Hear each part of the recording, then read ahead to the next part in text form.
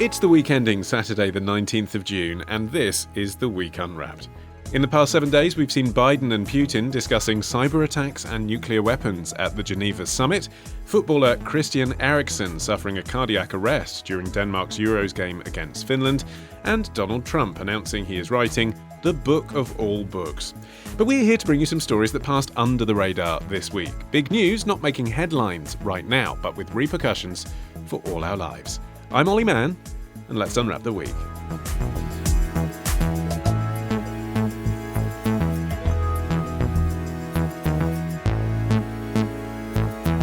And joining me today from The Week Junior, it is editor Felicity Capon, and we have the joy as well of two freewheeling freelancers, Suchandrika Chakrabarti and Tomiwa Owolade. Tom, you are kicking us off today. What do you think this week should be remembered for? From Nobel Peace Prize to man-made famine. I am honored to be here with you today and grateful to the Norwegian Nobel Committee for recognizing and encouraging my contribution to a peaceful resolution of the border dispute between Ethiopia and Eritrea. Ethiopian Prime Minister Abiy Ahmed Ali's Nobel lecture in Norway back in 2019, kind of the highlight of his career so far, Tom, I guess, but what's been happening this week? So on the 21st of June, there's due to be an election, and this will be the first election held in Ethiopia since 2015.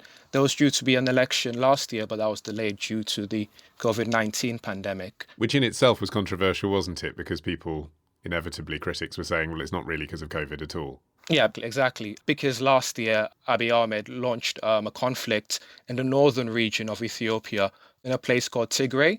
And he launched an invasion because members of a political party who had been dominant in that region called the Tigray People's Liberation Front held military bases. And Abiy Ahmed thought that they were planning to launch a coup. So that was the justification. The consequences of that invasion have been absolutely dire for Ethiopia. Many people, many farmers specifically, have had to move out of their places where they lived. And this has led to what's essentially now a famine in the northern part of the country. Yeah, and so, Felicity, you might wonder why Tom's story is a forthcoming election when clearly the catastrophe in Tigray is mass starvation, the UN reporting 350,000 people suffering famine conditions. But I suppose that's the point, isn't it? Abiy obviously wants to carry on as normal, and things are not normal. Yeah, I think, we covered the famine in the Week Junior in the current issue, but it did strike me that, in a way, I wonder whether the idea of famine in country in Africa doesn't actually get through to people. Famines in Yemen, for example, also don't seem to get through to people. I think the idea that these elections are coming that could potentially offer some glimmer of hope or some change is something that does get through to people more. And I think the figure of Abiy Ahmed is he's such an interesting figure. There was so much hope riding on him. The fact that he won the Nobel Peace Prize for ending more than 2 decades of conflict with Eritrea. And then, we can get into this a bit more, but obviously then his descent and kind of what's happened to him since these days that seem quite far off. I think he is what is sort of piquing everyone's interest. Who is this figure? How did he get to where he was? It's a shame to say it, but I do think the famine has massively gone under the radar, and the conflict has gone under the radar because people just, seem to brush it off. But it's absolutely awful what's been happening there, and that there is just really quite a lot riding on these elections. Can they be peaceful? Can they, be the way forward to a more sustainable and peaceful situation in the country? And is it going to be a real election at all, Tom? Who are the opposition? Who is at all likely to defeat him? Yeah, so most of the opposition leaders are either in prison or they've declined to participate in the election because they don't trust Abiy Ahmed to treat the election in a legal manner. So it's very likely, almost certainly, that he'll win this election. Yeah, so internationally, there's a lack of faith that these will be free and fair elections. So in May, the EU withdrew its electoral observation mission, saying there's a lack of key agreement on parameters that need to be met. for these elections to be recognised. The Ethiopian Foreign Ministry said in response to the EU that their decision is neither essential nor necessary to certify the credibility of an election. So they said, EU, we don't care what you have to say. But then a group of US senators last month have said the election should be postponed because of ongoing security problems. Officials speaking for the Ethiopian government have said more than 37 million voters have registered out of about 50 million potential voters. And that seems surprising when there is so much else going on at this moment in time. Is that figure correct? And have we got anything to justify that or back it up? And I've seen, Tom, as well, that parties in Oromia, which is one of the most populous regions in Ethiopia, have announced they're going to boycott the election. So even the people that would ordinarily be participating in it don't want to. Yes, and I think what's most striking about that is that Abiy Ahmed is the first ethnically Oromo Ethiopian prime minister for quite a while. And I think one of the things that distinguished him at the start was his desire to unify all the different ethnic groups in Ethiopia. So that was foundational to his political image. And that was also partly why he won the Nobel Peace Prize as well. It wasn't just only ending the conflict between Ethiopia and Eritrea, but also his desire to unify the ethnic groups in the country. That vision has now completely been destroyed, of course, because he's launching a war against the Tigray people in the north of the country. And in that first year in power, Felicity, as well, he was also praised for freeing political prisoners. But he's now locking them up again. Yeah, so he's now sort of falling foul of the things that he was once hailed for doing. So within months of taking office in 2018, he'd freed more than 40,000 political prisoners. He'd unbanned political parties. He'd signed this peace deal. It was all coming up roses. It all looked so good. And now those very, very things he's sort of guilty of, that he's locking up political prisoners once again, you know, citing sort of spurious claims of them being terrorists or sort of posing a threat to the country's stability.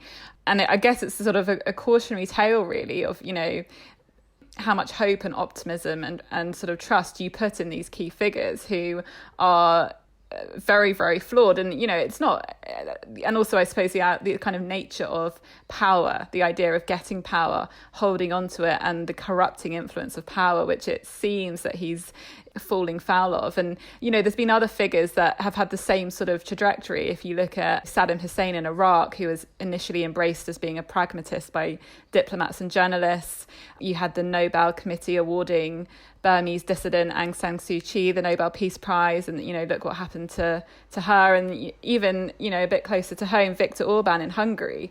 He started his political career calling for free elections, gave these incredible speeches demanding that Soviet forces withdrew from the country, communism swept away.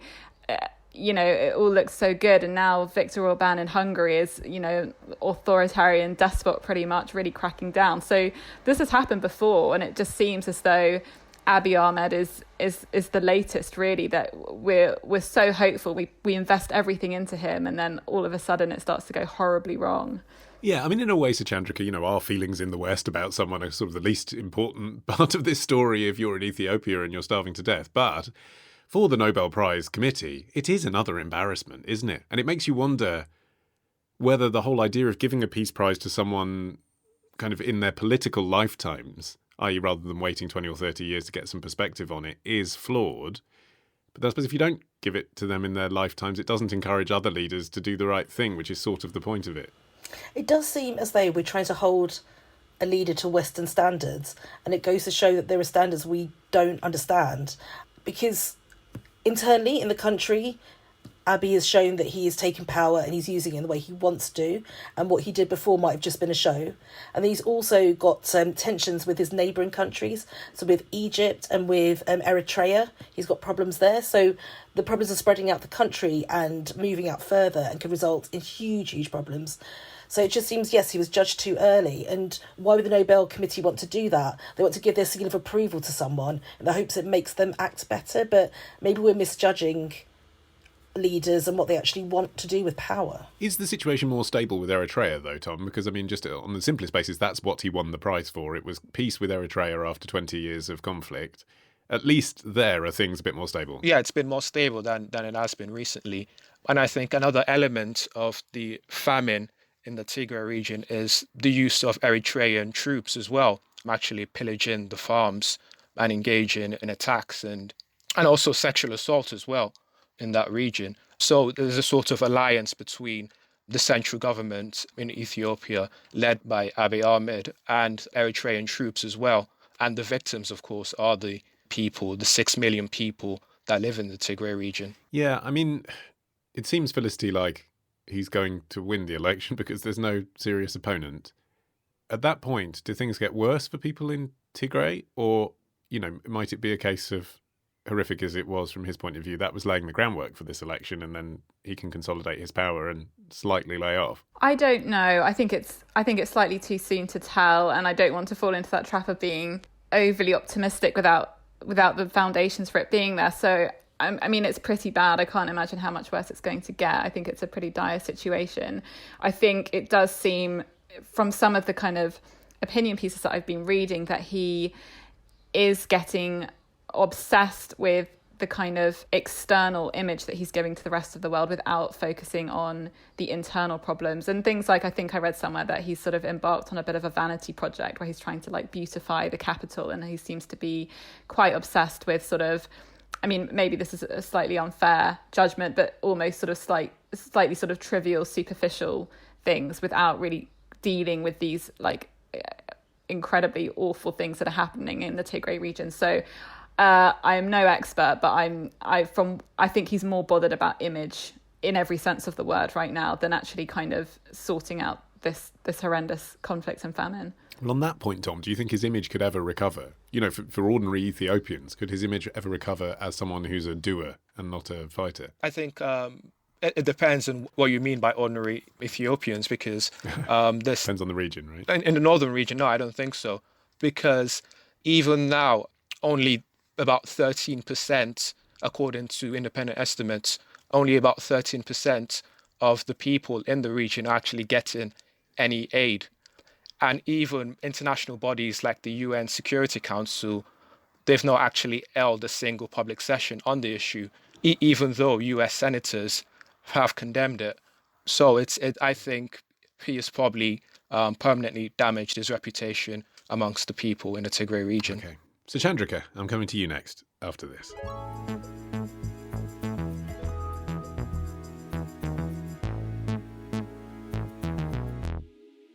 Okay, Suchandrika, your turn. What do you think this week should be remembered for? Thank you for taking my call. Before we continue, could you say the first and third digits of your security PIN? Oh, I didn't catch that. Sorry. That's the second and fourth, please. Okay, lovely. All gone through. Did you see what I did there? A 2017 anti-fraud advert from Barclays. Suchandrika, your story is about passwords and pins then. What's been happening this week? So the news is that in Ireland, they've passed a new bill, which means that the police can demand the passwords for any digital devices you might have on you when they have a warrant for your arrest. And also they're seeking further powers so that people related to you, people with you at the time, they might also have to give up their passwords. So this is the Garda Síochána bill, so the police powers bill. What reasons have they given for needing this change in the law? They think that the digital world is where crimes occur, and also evidence can exist on our phones, on our laptops, on our tablets. So they want new powers for their search warrants to demand your password, your PIN, to require you to use your face to biometrically unlock any electrical devices. And they want to be looking at your emails. They can take copies, any kind of correspondence that might be used as evidence, that sort of thing. So it's very invasive. They can take copies, keep them on a server themselves, and they can look into everything that you have digitally thanks to your password. So it does feel like a new level of surveillance. And failure to comply with their demands there and then, if this law passes, would be an offence, and you'd be exposed to immediate arrest. Yeah, no right to consult your solicitor, immediate arrest, imprisonment up to 5 years, and a fine of €30,000. So huge penalties, essentially. Well, Felicity, you were talking about authoritarian despots. Do you think Ireland is going to be categorised in that grouping? Or do you think it's perfectly reasonable for the police force of a major economy to say a lot of crimes happening on WhatsApp, frankly, and we need access to it, otherwise we can't solve them? I don't like it one bit. I think it's so ominous, so far-reaching, so invasive. I mean, the law permits superintendents to grant search warrants instead of a judge in urgent circumstances, which is one thing that I thought was really chilling. So this is not even, an independent, impartial judge saying that this needs to be carried out. It's the actual superintendents who can do this. It's the power to demand the password automatically would apply to every single crime where a search warrant can be issued. So it's not just serious crime investigations. But on that point, Tom, I mean, if you're going to have to go and ask a judge for permission to get someone to put their Face ID into a phone so that you can see what's on it, you are delaying the process of evidence gathering by days, if not weeks, aren't you? Whereas clearly, if you're pulled over by the police and you've got a load of drugs in your boot, people need to see your WhatsApp then and there to see what you're doing. Yeah, and even the Justice Minister in Ireland, Miss Humphreys, has said in a statement that the intention of this new bill is to make crime gathering more clear and straightforward. And she also says that the bill itself will have a strong focus on the fundamental rights and the procedural rights of the accused as well. We can be skeptical about that, but we also have to acknowledge that there is the reality of many crimes occurring online and many crimes occurring in the digital world. And this bill itself might not be the best way of addressing that, but there is that problem, and we should try to think of maybe another way of addressing it. Well, Felicity, an obvious way to calm that concern would be to target it on specific crimes, wouldn't it? Maybe the bill will get amended that way. I mean, I hope so. I think it seems so clumsy and ham-fisted, and there are crimes where it won't even be effective or practical, and things like gang-related crime, for example. There was an expert saying that most people in the criminal gangland type crime arena would prefer to take the charges rather than be seen to hand over their passwords, especially if those passwords implicated other people. So there are some crimes, and there must be others, where it might not even be that effective. I think going back to your point that you raised about it taking so much time to go to a judge, I find that really chilling as well, because I don't think things should be rushed. I mean, things have to take due course and take their time and go through the right procedures in order that you don't have incredible miscarriages of justice. I suppose I was imagining a practical reality of the suspect then just deleting everything by the time the permission was granted. I suppose if the police confiscated the phone in the meantime, that would avoid that. Yeah, I mean, I think it's the idea as well that, our whole lives now are on our phones. So these passwords, it's not like a search warrant. It's not like a traditional search warrant where you're focusing on one area and one thing that you're looking for. You have everything on there. And I just think the propensity for this to be misused I think increasingly I feel like we put far too much trust in authority figures, and I don't see this ending well. I think only bad things can come of it. But hold on, when Felicity says you're only looking for one thing with a traditional search warrant, Suchandrika, I know that's sort of technically true, but obviously if the police, sees a hard drive from a house and they're looking for evidence of credit card fraud and they stumble across a folder of child abuse imagery, they are going to try and prosecute the person for that crime as well, aren't they? It's not like they ignore the stuff that isn't targeted. So, I mean, the fact that you have all this stuff on the phone, I mean, from their point of view, it does just make it easier to get the bad guys. Well, with this bill, such warrants to search might be sought even when no offence is suspected. So that just widens the net to kind of everyone. And there are no safeguards in place as well. So you can have really sensitive information on your phone. You can be a journalist who doesn't want to give up their sources. You can be a doctor with medical records. You can be a public representative who's got minutes from your surgery. None of that is safe from them. The only thing that's privileged can be correspondence from your solicitor. But even that, presumably, I mean, it's not actually like password locked, is it? So once it's seen, it can't be unseen, really. And yet there have been cases from police around the world leaking images.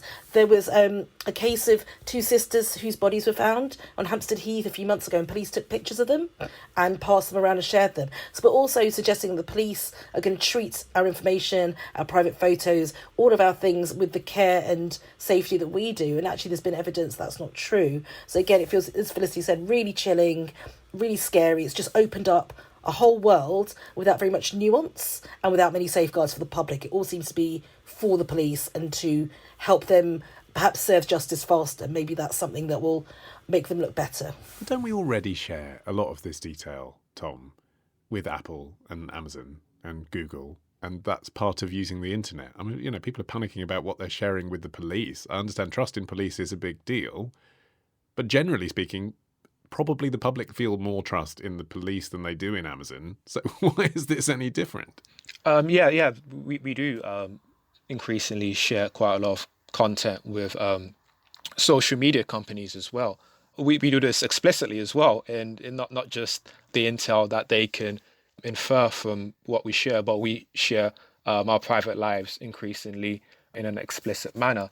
I think the issue with this particular bill is that it's the idea of compulsion. So you have to be compelled to share your private digital world on the pain of a very serious penalty. And I think that's a significant difference between what we share in terms of social media and this particular crime bill. Felicity, I've interrupted you a couple of times when I could sense that you're about to get on your high horse, but I'm now gearing up that saddle for you. Go for it. Well, I was going to come off my high horse and actually say that there was one thing in the bill that I thought potentially did sound promising, that officers in Ireland will for the first time be required to make a written record of a stop and search that they've carried out in a bid to collect data to analyse how effective it is. And stop and search has been so controversial for so long. I think the idea of having to... I think that's where they should put their focus and energy. I think putting more into finding out information about that, finding about how, is it disproportionately being targeted people like on sex or ethnicity, that sort of thing. I think that sounds really good. But I completely disagree with you, Ollie. The idea of saying that this is just the internet age and we share all sorts of private information and data now, so it's fine, I think is a really worrying line of argument to go down. And also I think you have to remember that even with social media companies, a lot of us aren't actually aware of how much we're sharing. There's data that is being taken very surreptitiously and used in ways, you only have to look at Cambridge Analytica and all the recent scandals. Well, that's kind of my point. WhatsApp is owned by Facebook, so when people are saying, oh, I don't want the police to have access to my WhatsApp, there is an American corporation that has full access to your WhatsApp. I know that they've put protections in place in their terms of service to say they can't unencrypt the messages, but they can, as I understand it, use keywords to target you with advertising. Images could leak, and that's a private company. Yeah, and I think that's pretty bad, and I think people are slowly waking up to that. But I think it's a whole different kettle of fish when it's the police who can hand out these huge draconian fines and put you in prison and ruin your life with a specious criminal charge against you. I think bringing it into the realm of crime and punishment is a one step further, which is absolutely terrifying. Suchandrika, if I was to seize your phone from you now, what is the thing that you would be most concerned that I would have access to? My TikTok. I don't want you to start making videos. What have you drafted on TikTok but not posted? What if your videos start doing better than mine, Ollie? I would never forgive you. I'd be very nervous about people seeing the true reality of my Spotify playlists. Okay, Felicity, you're going to be finishing the show after this.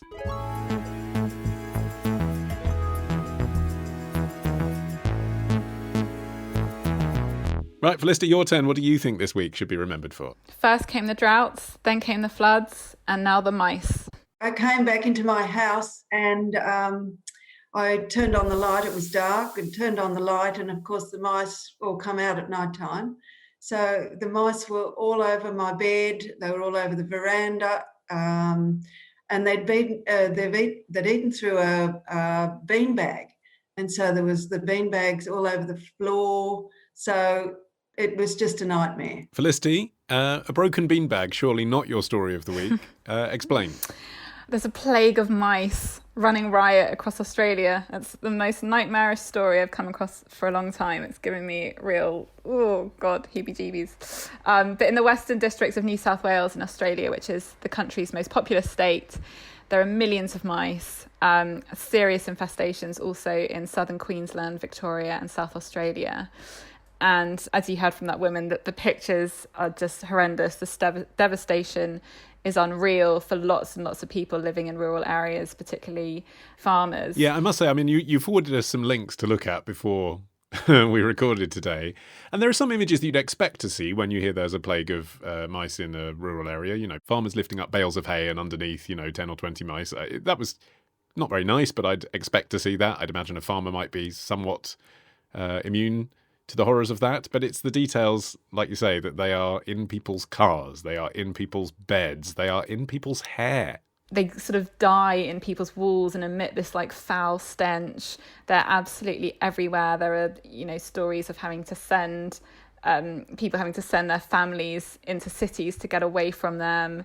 There is every horrendous story associated with this topic. Interestingly, Australia does. And it's also, so many people in the articles I've been reading I feel kind of sorry for Australia, because they always make the point of, Australia being that country which we associate with the most, terrifying creatures and, venomous snakes and spiders and sharks. And it's actually the humble tiny little mouse that is now causing the most amount of devastation, basically. But it's interesting because Australia, it's not the first time this has happened. So it suffers a mouse plague about every decade or so. So Chandrika, why is it happening? These major outbreaks of mouse infestation usually happen about once a decade, and it's after a few years of droughts when the rains finally come. Then the grain grows, mice have something to eat, and because they can reproduce so quickly, they can go from a pair of mice to 500 very fast before disease hits and before their predators find out they're there. And mice have the biology and social structure to enable them to grow really fast, to take advantage of all the extra food, and to get into places where human beings store things safely, we hope, and to take advantage of the fact that we depend on the same kind of food to live. So you've got to feel sorry, really, for the Australian farmers, haven't you? Because, they had years of drought, quite well publicised, and then they finally get some rain, and it turns out that provides ultimate breeding conditions for a plague of rodents. Yeah, so Australian farmers are used to these plagues coming every 7-ish years, but what they have now is a huge amount of drought, hay bales, which are being infested by mice and can't be used once mice have been found because they spread urine everywhere. Those are worth tens of thousands of Australian dollars. They can't be sold off. The crops, which they were hoping for years to come through, they've had a plentiful harvest, but unfortunately the mice have got to them first. So it seems that when the crops come through and there's plentiful harvest, there's a plentiful growth of mice as well, and they can just get in there before anyone else. So, Tom, what are the solutions? I've seen that the New South Wales government is preparing potentially to use a previously banned chemical nicknamed napalm for mice. Yes, the New South Wales state government has ordered 5,000 litres of a chemical called bromadiolone. They've ordered it from India. And the federal government regulator has yet to actually approve of the use of this type of rat poison. There's a risk that in using this poison, that it will not only kill the mice, but also other animals as well that feed on mice, including family pets, for example.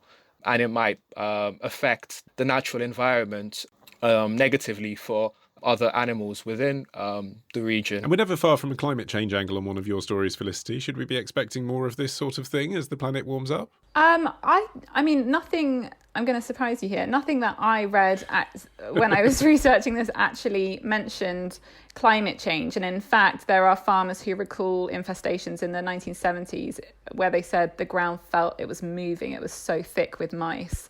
So I wouldn't... So Chandrika just vomited, I should say. I wouldn't... it does seem like, the fires that Australia have suffered and then the droughts, it does seem that everything is pretty extreme, but I would be wary of drawing a direct link between the two. I feel almost certain that it probably is, but there's nothing I read to back that up. But it's not just the fact that the napalm for mice that is going down could affect other species, which obviously is a really problem. There's also loads of health problems that could be affecting humans. So the mice carry viruses that are potentially deadly to humans. There's also, the fact that this is estimated to cost about 1 billion Australian dollars in terms of lost crops and poison baits this season. That's on top of the COVID pandemic, that's on top of the fires. So in terms of what this is going to do for rural farmers, on every level, on a sort of mental health issue, on the idea of getting ill and sick from these mice, it's really dire. And we're also never far from the culture wars, Suchandrika. I've noticed various articles trending on this that say, essentially, this is Britain's fault. Yeah, so apparently the mice are not indigenous to Australia. They came over on the boats with the people that Britain sent to Australia. I don't want to characterise... Yes, like most of the white Australians. Yeah, I don't want to characterise those people, but often there were crimes and then those people were sent away. So not only do they have to go and find themselves a new land where the climate is very different, the mice went with them and prospered. But it just goes to show that Felicity doesn't want to link this to climate change too much, and I agree that that term didn't come up that much when I was researching this. But just if you disturb a delicate ecosystem, then you can come up with trouble. So the mice have gone to Australia, they've been there a few centuries and they're thriving. And then what you have with the poison that the mice are killed with, and the government's obviously going to go for much more poison, much stronger poison, is that the predators who eat the mice, such as owls, they then have the poison in their system, and powerful owl deaths are up. So they are called powerful owls, they're indigenous to Australia, they eat the mice, and their death rates are going up. And what experts are finding is that their blood has been thinned, so the anticoagulant poison that the mice have eaten then survives in the environment, and the owls are being affected by it, and that goes further up the food chain. So it just means, like, what next with this ecosystem? And it made me think of a Simpsons... Well, there are two Simpsons episodes. One where toads are introduced to Australia and lizards are introduced to the US. And let's just say with both, it ends with a plague of gorillas freezing to death in the winter. So it's not good, and we know the Simpsons does predict quite a lot of stuff. President Trump, plague of mice. Tom, if people are thinking that the answer to this might be cats, I mean, it seems like this is a basic entry-level thing, doesn't it? If you're a farmer, get a cat. It's worth just explaining, isn't it? Because I wouldn't necessarily recommend you see these images. That what we're talking about here are thousands of mice in some of the videos that I've seen. There's one farmer that had erected this weird sort of conveyor belt crane where the mice were then dumped into an incinerator and burnt alive to deal with them because there was no other way to protect his crops. Yeah. It's like a medieval style plague, basically, of mice. I think that's one of the best ways of putting it. And also with fishermen as well, they found when they've cut up the fish that mice have actually been crammed inside the intestines of the fish. How? Because they've been swallowed by the fish. But mice don't swim, famously. Yeah, but they've been drowned, I think, and fish have swallowed them. So it's everywhere. It's affecting every single nook and cranny of the environment. I mean, it's all very well to sort of smile through this, Felicity, when we're sitting comfortably in Britain. But I mean, if you were in Sydney, where potentially these mice could be arriving in 2 weeks' time, according to some reports that I've read, would you be concerned, or do you think the government will manage somehow to get a handle on this? It's hard to tell. I think it's, from what I've been reading, it's always really hard to know how long a mice plague or infestation will last. What tends to happen is that the population grows too big to support itself.